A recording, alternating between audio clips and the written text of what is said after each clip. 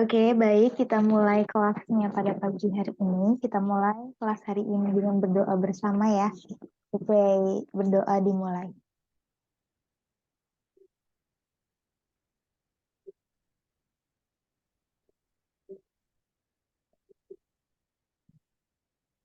Oke, selesai. Oke, so kelas hari ini kita akan bahas tentang soal listening ya, yang kemarin teman-teman kerjain. So, saya langsung aja share soalnya.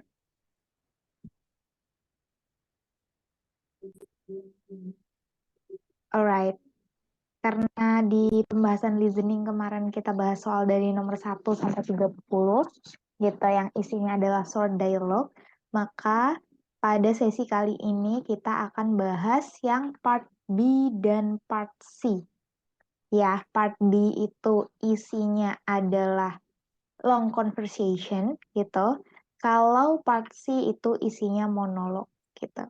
Sekali lagi, sebelum kita bahas, saya tekankan step-stepnya buat ngerjain listening yang part B dan part C ini. Yang pertama, mereka selalu urut informasinya. Dari awal sampai akhir, itu antara monolog dan pertanyaan, itu urut gitu, nggak bolak-balik. Itu satu. Kemudian yang kedua, teman-teman ketika menjawab, diusahakan baca dulu pilihan gandanya gitu. Baca dulu pilihan gandanya dan amati sekilas tuh tentang apa. Setelah itu baru teman-teman tandain. Biasanya ini nggak selalu sih, tapi biasanya yang opsi jawabannya kalimatnya panjang itu bisa dicurigain sebagai opsi jawaban. Oke, ini buat ini aja ya, kalau misalkan teman-teman kebablasan sama audionya, kadang kan pasti nggak semua informasi kita ini kan, kita serap, pasti ada yang ke-skip gitu. Jadi, antisipasinya tandain jawaban yang panjang gitu sebagai opsi jawaban. Alright, terus selanjutnya, teman-teman boleh prediksi jawabannya itu yang mana. Jadi ditandain dulu. Nanti ketika audionya udah diputer, teman-teman baru cocokin nih antara jawabannya sama audionya. Sesuai apa enggak? Gitu. Kayak jelas nggak Kak Syahrul stepnya? Ya, Oke. Alright. Alright, thank you. And then langsung aja ya kita bahas listening di part B ini sama part C. Oke, saya coba putar audionya.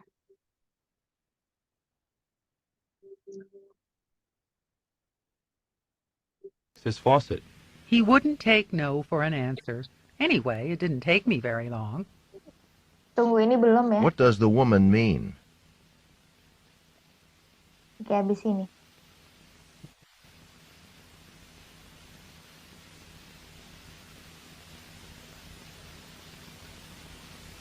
This is the end of part A. Suaranya udah masuk kan ya? udah. Let's go. Go on to the next page.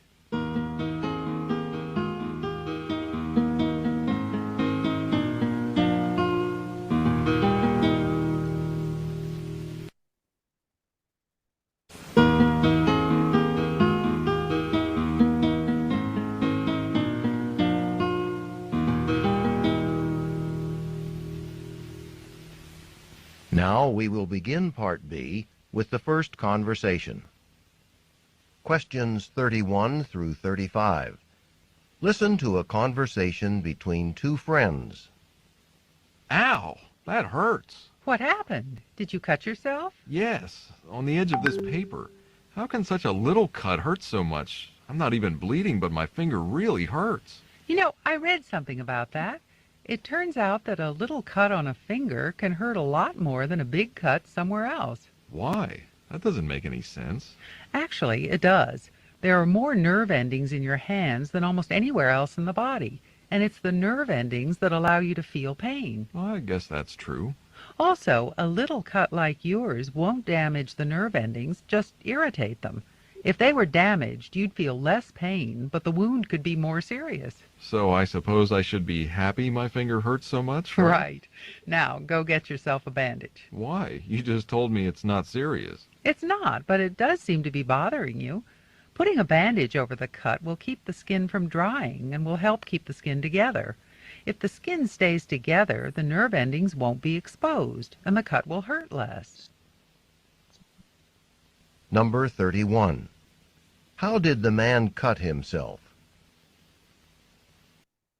Alright. Number 31. Pertanyaannya adalah, how did the man cut himself? Jadi di sini tadi audionya jelasin tentang orang yang terluka, dia jarinya terluka kayak gitu. Nah, terus apa namanya? Dijelaskan lah apakah ini bahaya atau enggak kayak gitu. Nah, tadi dijelasin terlukanya itu karena apa? Yang pertama, karena dia kena pisau, atau karena dia kena logam, gitu. Beberapa logam maksudnya kayak apa, mungkin kan kalau misalkan di kaleng ada metal yang rada tajam tuh, apakah karena itu? Atau karena kaca, karena pecahan kaca, atau karena kertas, lukanya karena kertas. Jawabannya apa? D. Syahrul. Oke, jawabannya D ya. Soalnya tadi di dalam audio itu disebutkan karena apa? On the edge of the paper, kayak gitu. Dari ujung kertas itu kan biasanya lancip-lancip gitu kan. Nah, Iya. itu ke baret gitu ya istilahnya jarinya orangnya. Oke, jawaban nomor 31 adalah D. Oke, and then number 32.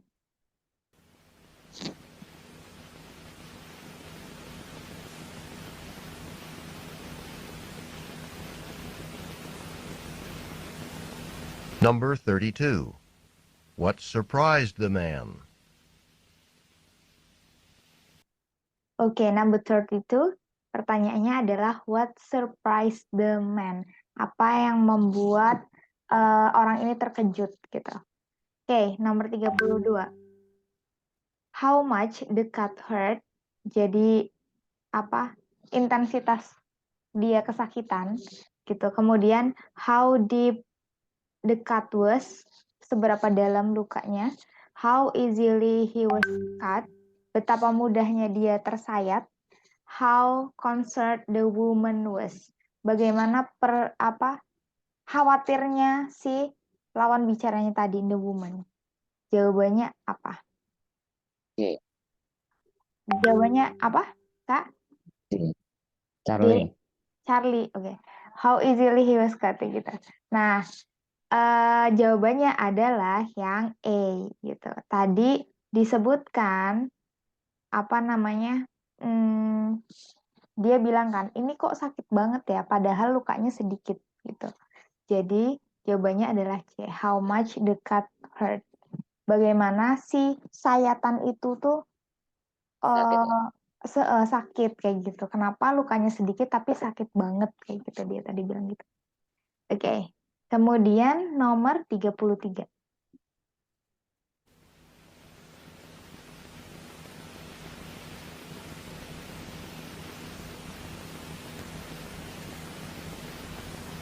Number 33. According to the woman, what determines how painful a cut is?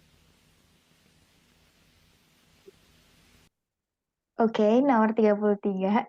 Pertanyaannya adalah, according to the woman, kayak menurut si woman, what determines how painful the cut is? Apa yang menyebabkan si sayatan itu sakit gitu. Oke, yang A, the amount of skin affected by the cut, jumlah kulit yang tersayat itu tadi gitu, jumlah lapisan layer kulit yang tersayat. Kemudian yang B, the cause of the cut, sebab dari sayatan itu. Kemudian the amount of bleeding, jadi jumlah darah yang keluar, banyaknya darah yang keluar, atau the members of the nerves ending irritated, jumlah ujung saraf yang terkena atau yang terdampak.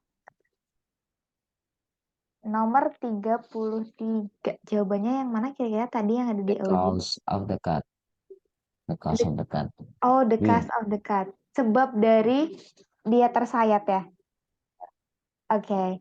Tadi di audio itu si woman lebih menjelaskan ke nerve ending. Nerve ending itu ujung saraf. Jadi ujung saraf yang terkena itu seberapa dalam. Seberapa ngefek gitu ya ketika kena sayatan itu. Gitu. Jadi bukan seberapa dalam kulit yang terkena, tapi syarafnya, lebih ke syarafnya yang terkena gitu. Oke, jadi jawabannya adalah yang delta. Gimana delta ya? The number of nerve ending irritated. Thank you. Tadi soalnya woman-nya bahasnya lebih ke ujung sarafnya. Gitu. Oke, thank you. And then number 34.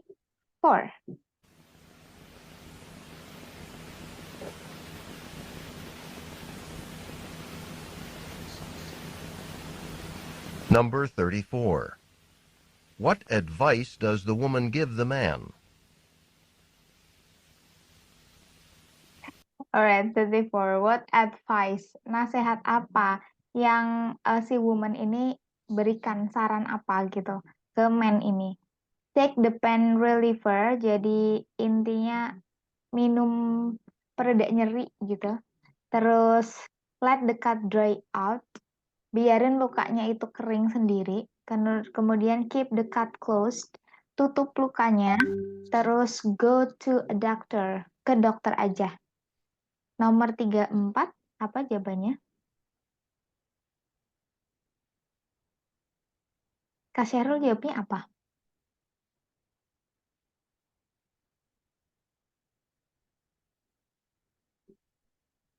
Halo? Keep the cut closer. See? Oke, keep the cut closed. Nah, tadi soalnya dia menyarankan buat ini ya, pakai plester gitu. Oke, kayaknya ini berkaitan juga sama nomor 35. Kita dengerin dulu.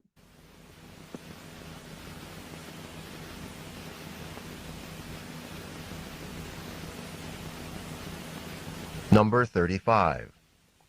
What will the man probably do about the cut on his finger?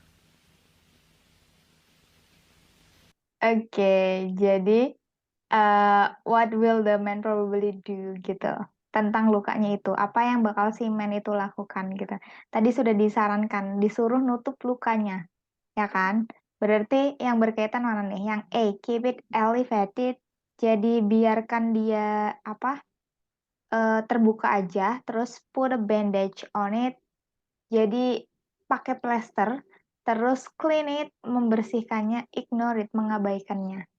Yang paling nyambung adalah Bandage. Okay. iya bandage ya gitu, karena tadi disuruh ditutup lukanya gitu. Okay, and then the next audio will be for number 36 until 38. Let's listen.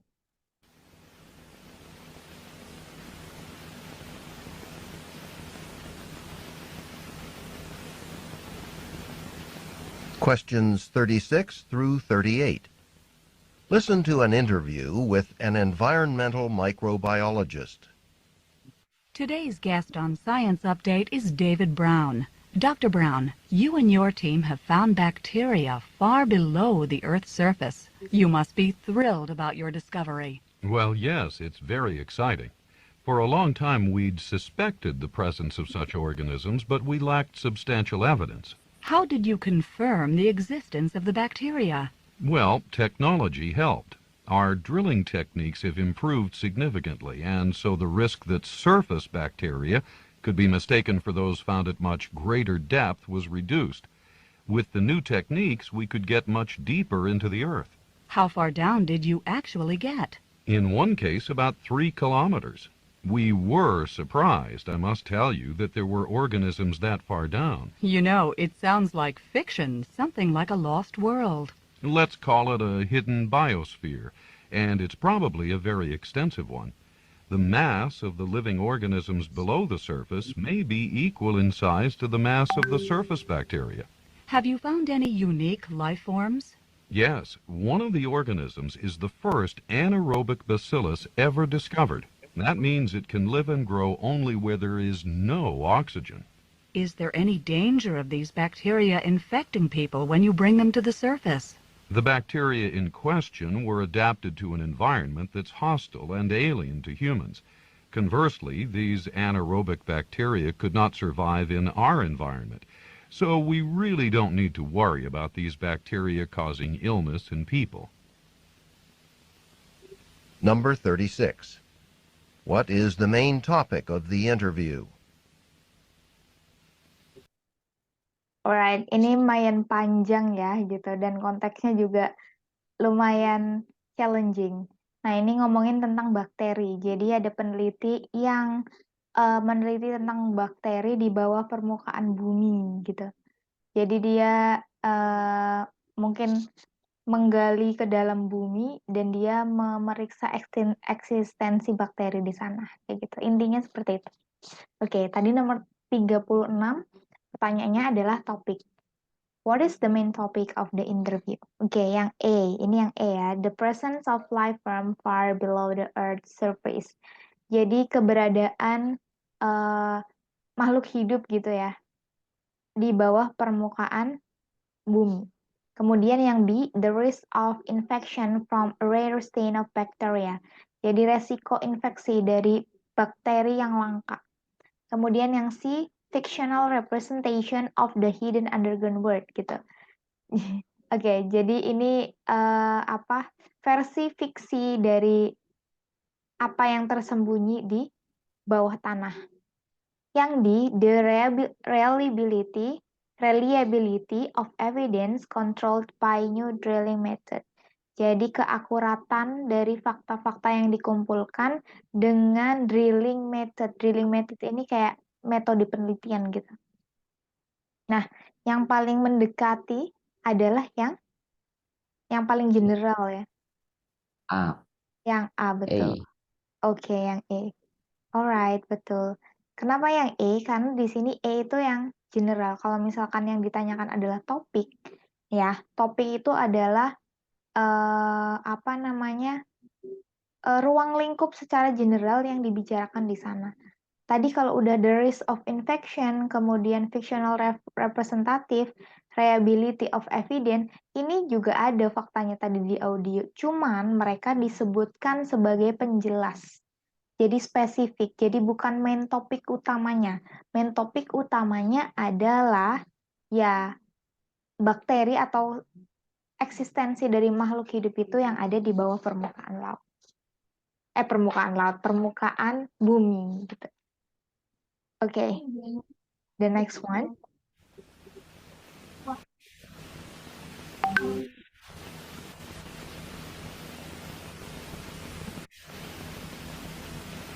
Number 37. What aspect of the hidden biosphere does the man discuss? Okay, number 37. What aspect of the hidden biosphere does the man discuss? Jadi aspek apa yang tersembunyi dari makhluk hidup yang didiskusikan oleh si peneliti tersebut, kayak gitu. Nah, its texture dari tekstur bakterinya atau ukuran bakterinya, gitu, atau preservasinya atau bentuknya. Oke, kira-kira yang mana tadi yang didiskusikan? Ukurannya kah? Teksturnya kah? Bentuknya kah? C. Darling, preservation. Preservation, oke. Oke, tadi sih lebih ngomongin ke ukuran dari bakterinya daripada ke preservasinya. Gitu. Jadi jawabannya yang Bravo. Oke. Oke, nomor 38.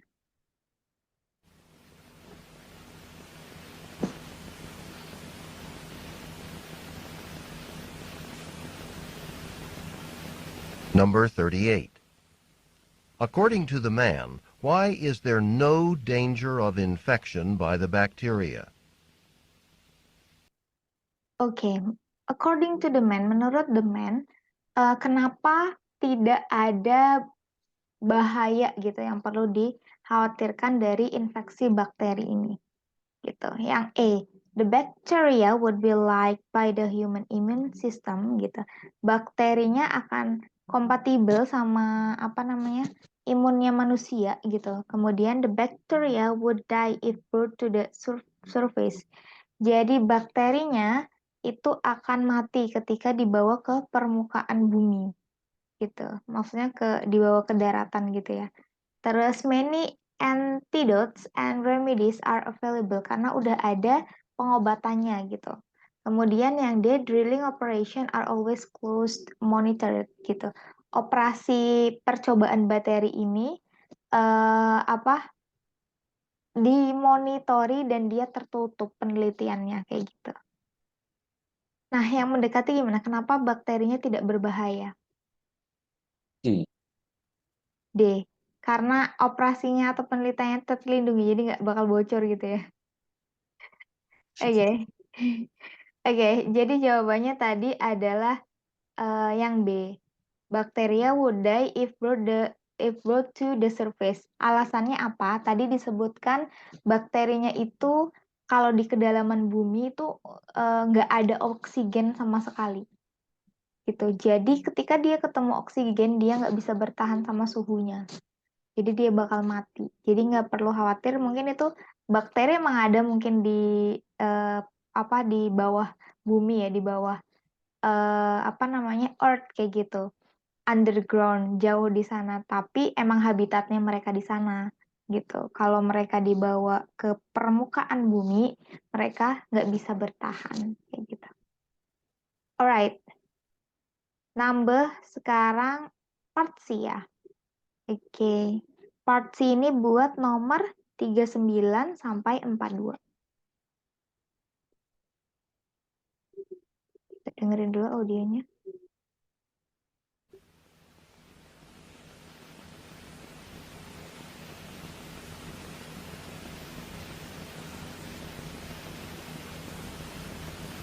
This is the end of Part B. Go on to the next page.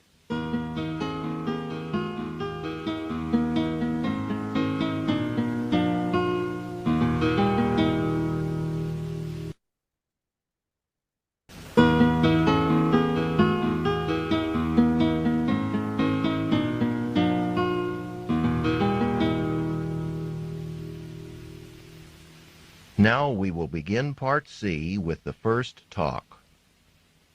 Questions 39 through 42. Listen to a professor talk to new students about an experiment in child development. In our lab today, we'll be testing the hypothesis that babies can count as early as 5 months of age.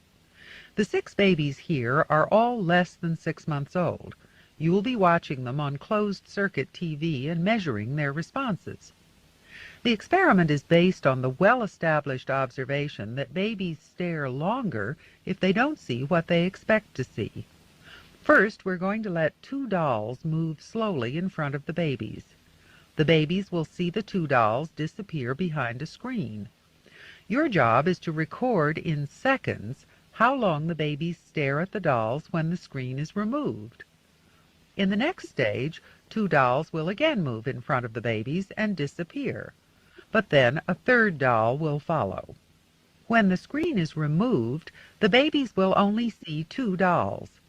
If we're right, the babies will now stare longer because they expect 3 dolls but only see 2. It seems remarkable to think that such young children can count.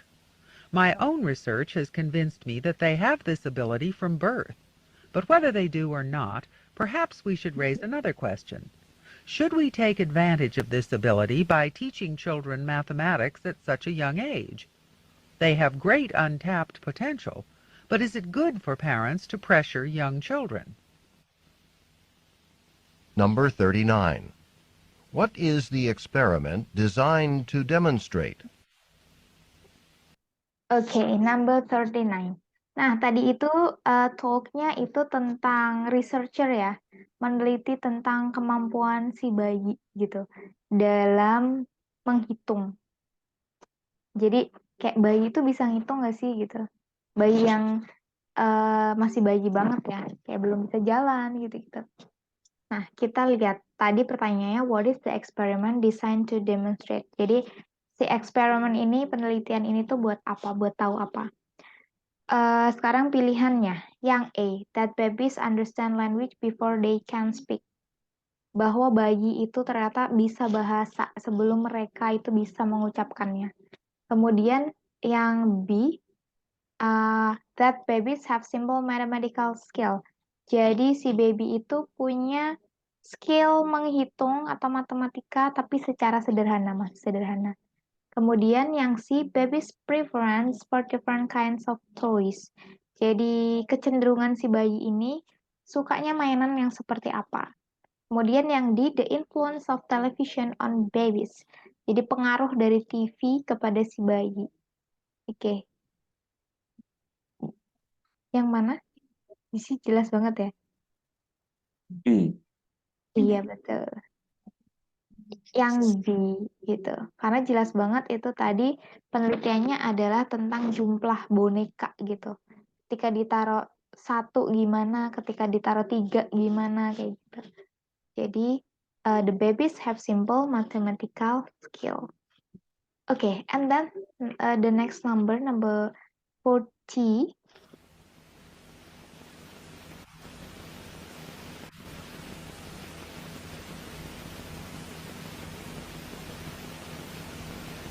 Number 40. Which of the baby's reactions would be significant for the purposes of the experiment?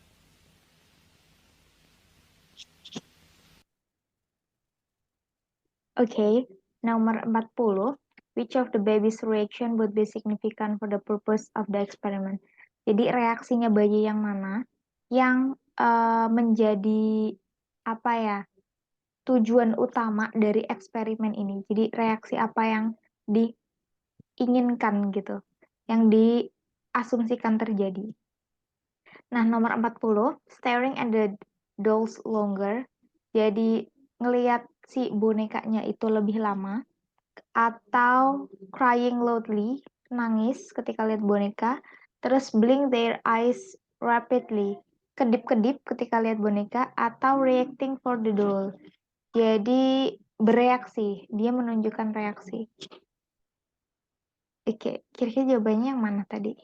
Yang menentukan bahwa si bayi itu ternyata punya skill matematika. Apa yang mana? Starting the doors longer. Oke, staring at the door longer. Oke, benar ya, jawabannya adalah E. Tadi bilangnya ketika si bonekanya itu hilang, babynya tuh heran, dia tuh ngelihat layar terus, mungkin nyariin kali ya, kemana nih bonekanya kayak gitu. Oke, and then nomor 41.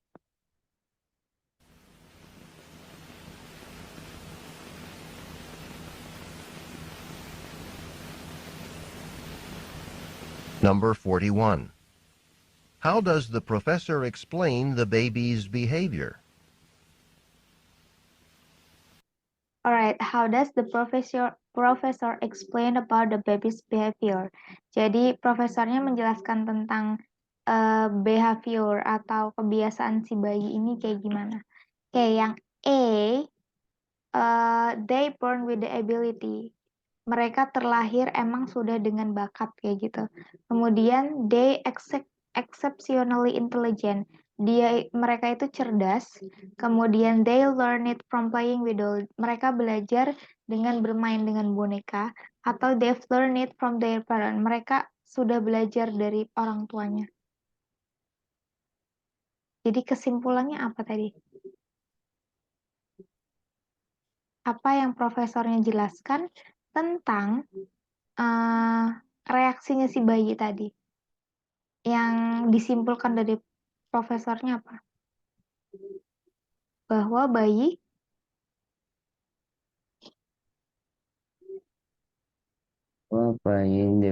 born with ability. Oke, ya, bayi punya kemampuan. Maksudnya dia udah punya bakat ya.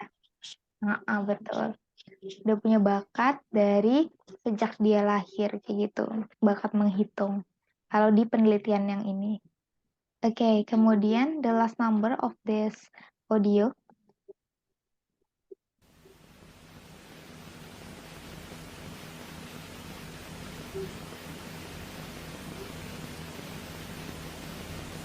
Number 42.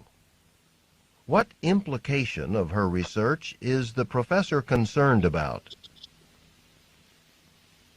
Alright, what implication of her research is professor concerned about? Jadi dampaknya apa nih kira-kira ya kalau misalkan maksudnya setelah penelitian ini ditemukan gitu.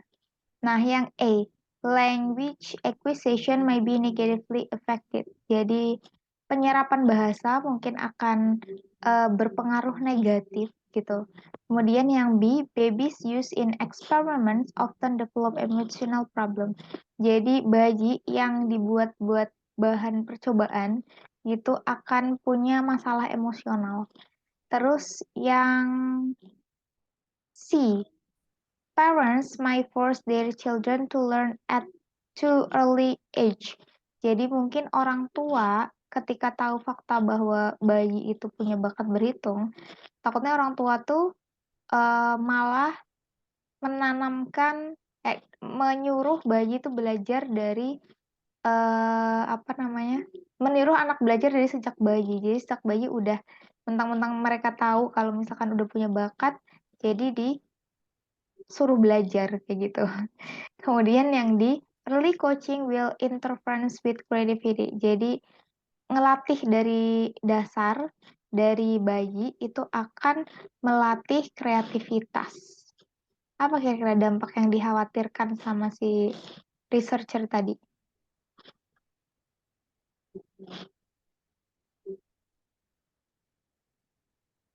A, B, C, D? C kayaknya. Parent might force their children. Oke, betul ya. Oke, betul. Tadi emang dampak yang dikhawatirkan tuh ini.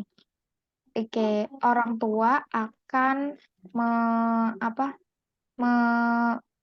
menyuruh atau mengajari mungkin ya si anak-anaknya biar belajar dari sejak bayi, mensimulasinya gitu. Itu bahaya kan, maksudnya belum waktunya soalnya berpikir terlalu keras. Oke, and then nomor 43.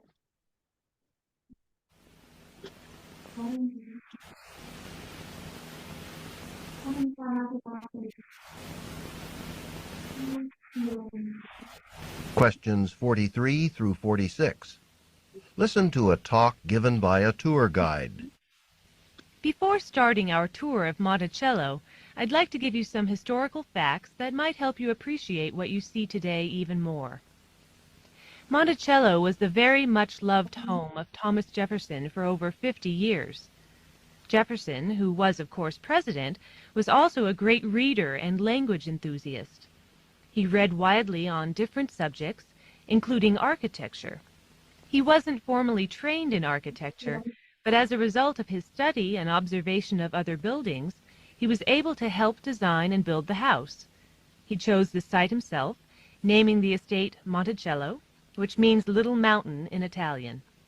And in fact, many of the ideas behind the design also came from the Italian architect Andrea Palladio, who lived in the 16th century and who had a great influence on the architecture of England. Jefferson, however, ignored one of Palladio's principles, that is, not to build in a high place. Monticello's elevation made the transportation of what was needed at the house, for example, food, especially difficult. But the view from the estate would not be as spectacular if Jefferson had followed Palladio's advice. There really is no boundary between the house and the nature around it, and so Jefferson was able to look out on his beloved state of Virginia from this wonderful vantage point. Now we'll go on to Jefferson's library. Number 43. What is the purpose of the talk? Okay, 43. What is the purpose of the talk? Tadi intinya audionya ngomongin tentang rumahnya Presiden Amerika, mantan Presiden Amerika. Namanya Monticello, kayak gitu. Jadi beliau tour guide-nya itu menjelaskan tentang bangunannya dan asal-usulnya gimana. Gitu. Oke, yang nomor 43. What is the purpose of the talk? Apa tujuan dari tadi pembicaraan tadi? Yang A, to describe Jefferson's role in history. Jadi untuk menggambarkan peran dari si Jefferson ini yang punya rumah ya. Oke, kemudian yang B, to introduce a tour of Jefferson's home. Jadi untuk memperkenalkan rumahnya si Jefferson ini, gitu.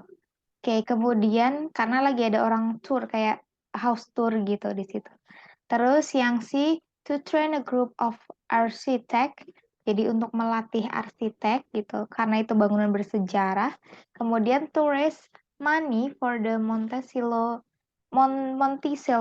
Historical Society. Jadi untuk menambah penghasilan dari grupnya si Monticello ini, gitu. Apa kira-kira nomor 43?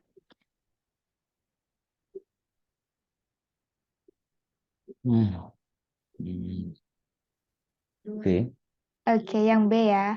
Tadi soalnya lagi ada orang tour, kemudian kayak ada guide-nya yang menjelaskan tentang tentang historinya rumahnya si Jefferson's home ini. Namanya Monticello. Oke, nomor 44.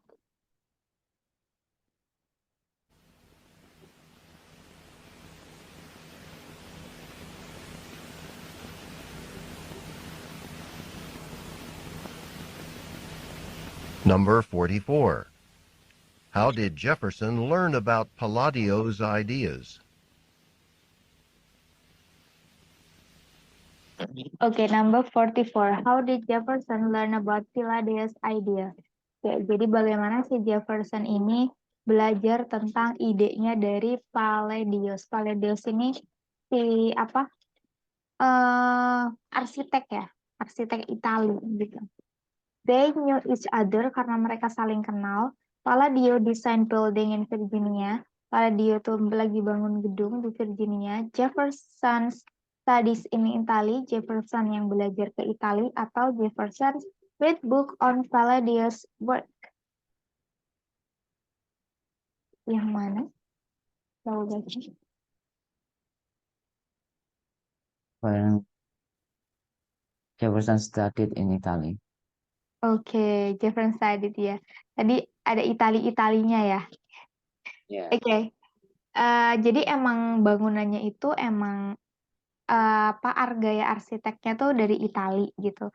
Nah, gaya arsitek Itali ini didapatkan ilmunya itu sama si Jefferson dari baca buku aja. Jadi dia baca buku karyanya Palladius, di mana Palladius ini arsitek dari Itali yang yang endingnya menginspirasi si Jefferson ini buat bikin rumah sendiri dengan gaya-gaya Itali. Jadi Jefferson baca buku, terus dia akhirnya punya ide buat ngedesain rumahnya. Jawabannya adalah Delta.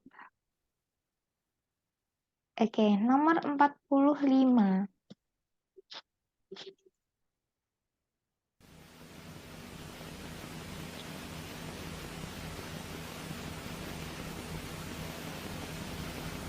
Number 45. In what way did Jefferson go against the advice of Palladio? Oke, 45. In what way did Jefferson go against the advice of Palladio? Jadi, apa di mana ketika si Jefferson ini melakukan keputusan yang bertolak belakang dari konsepnya si Palladius gitu. Ya kan tadi udah ibaratnya terinspirasi dari arsitekturnya Palladius, tapi ada beberapa hal yang dia pengen ubah gitu. Nah, itu di bagian mananya? Oke. Yang A, he made his house too large. Dia bikin rumahnya gede banget gitu. Kemudian yang B, he constructed a fence around his property. Jadi dia bangun pagar itu di area propertinya dia, area rumahnya. He built his house in a mountain. Dia bangun rumahnya di gunung. Kemudian he transported unnecessary material.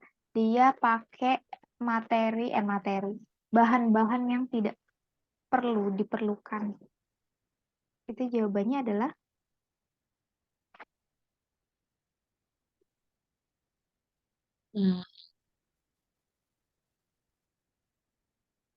C. oke, Or yang B, Charlie ya. Oke, benar Charlie Charlie. ya. Beneran Charlie. Oke, beneran Charlie. Kenapa? Karena tadi itu dijelaskan. Namanya itu Montesilo gitu. Nah, artinya tuh gunung kecil. Nah, ternyata dia itu ya dibangun di gunung kayak gitu. Itu yang berbeda antara si idenya Palladius sama yang dibikin Jefferson. Oke, kemudian nomor 46.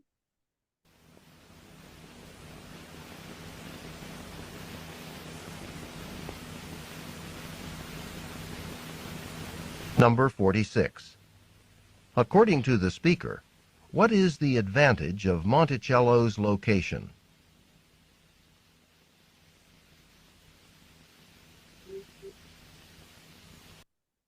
Alright, advantage atau keuntungan. Keuntungan dari lokasi si bangunan ini tuh apa? Yang A, it provides a good view of the area. Jadi pemandangannya bagus.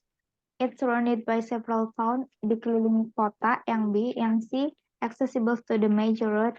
Mudah aksesnya ke jalan gede gitu. It's near nature preserve, itu dekat dengan kayak pelestarian lingkungan gitu. Jawabannya adalah yang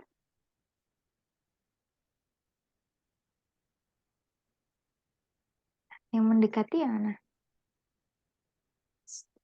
View di area. Soalnya gunung itu ya. Iya, karena gunung betul.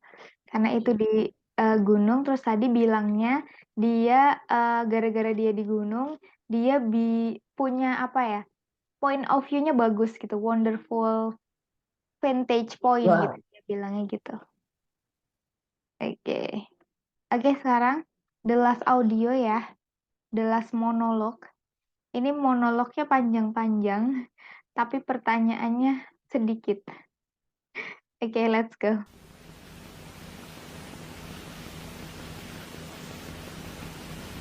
Questions 47 through 50.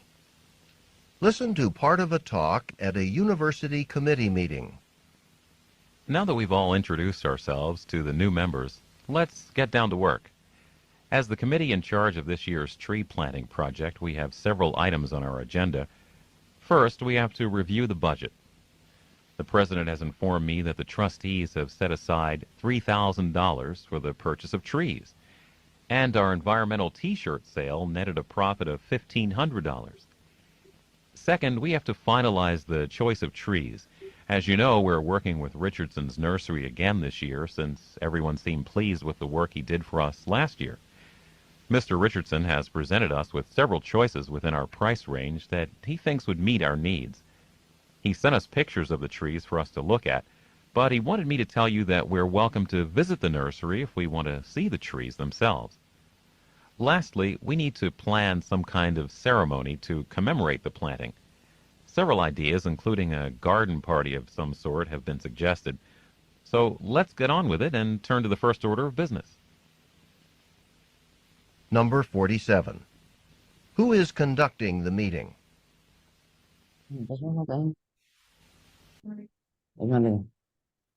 Okay, that's okay.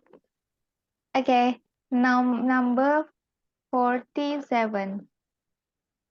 Okay, number 47. What is the purpose? Oh, sorry, bukan what is the purpose. Who is conducting the meeting? Jadi di situ tuh tadi ada meeting kayak arahan buat bikin event. Eventnya tuh event tentang kayak pelestarian pohon kayak gitu. Nah, terus tadi yang ditanya nomor 47 adalah siapa yang memimpin rapatnya itu. Kayak gitu. Nah, yang E itu Mr. Chair Richardson. Yang B, the University President, jadi presiden universitas. A new committee member, jadi apa ya, panitia baru ya, atau committee chairperson atau ketuanya, ketua dari panitia yang mimpin meeting.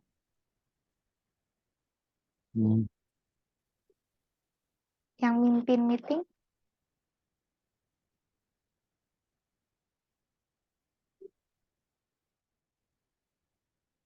Tuanya. iya, ketuanya. Jefferson. Iya, ketuanya yang mimpin meeting. Correct. And then nomor 48.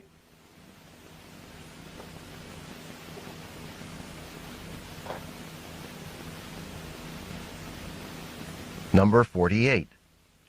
How did the committee raise money? Okay. How does the committee raise money? Bagaimana mereka cara maksudnya mendapatkan uang gitu. Tadi kan mereka mau charity nanam pohon gitu kan. Nah, gimana caranya mereka mengumpulkan uang tersebut? Yang E, mereka jualan kaos. Yang B, mereka jualan foto. Yang C, mereka punya party gitu. And then yang D, they ran tours of the nursery. Dia berkeliling ke apa ya, nursery itu, ke pembibitan gitu. Maksudnya kayak lokasi-lokasi pembibitan pohon gitu. Apa tadi yang di audio? Mereka gimana cara ngumpulin uangnya? They sold t-shirt. Oke. Jadi mereka caranya jualan kaos. Mereka jualan kaos, terus uangnya itu dikumpulin buat beli bibit pohon buat penghijauan gitu. Oke, 49.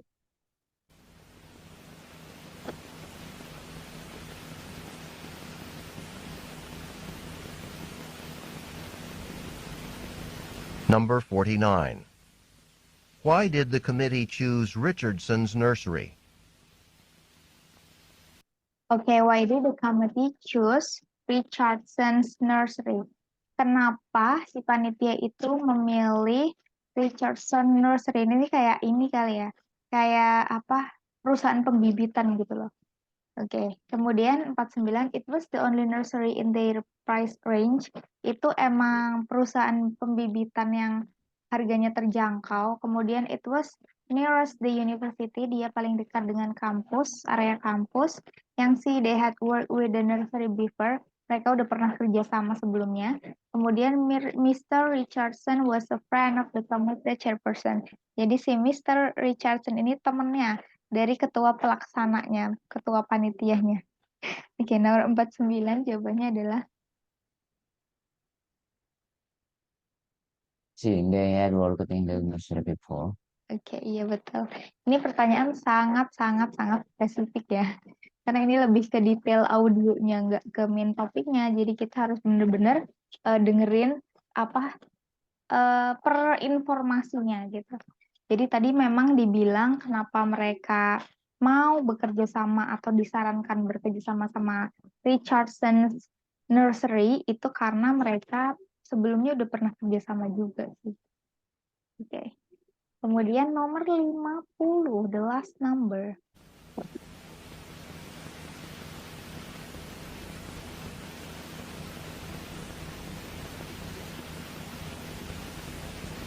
Number 50. What will the committee probably do next? Okay.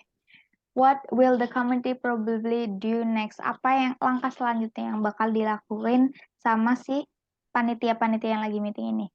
Review the budget, ngitung budget.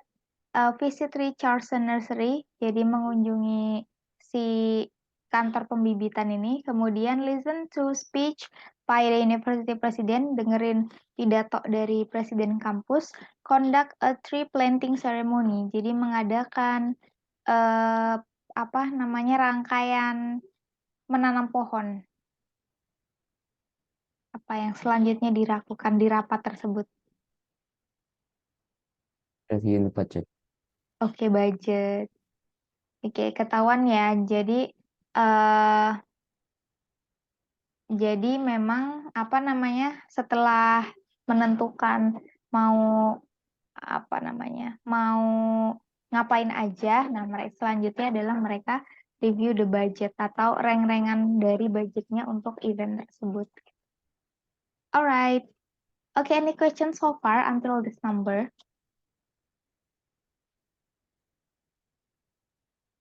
Ada pertanyaan Kak Syahrul? Saya udah cukup paham sih, Miss. Oke. Kalau udah kita stop share ya. Oke. Oke. Untuk pertemuan selanjutnya di listening seperti biasa kita bahas nomor yang awal lagi, balik ke nomor awal.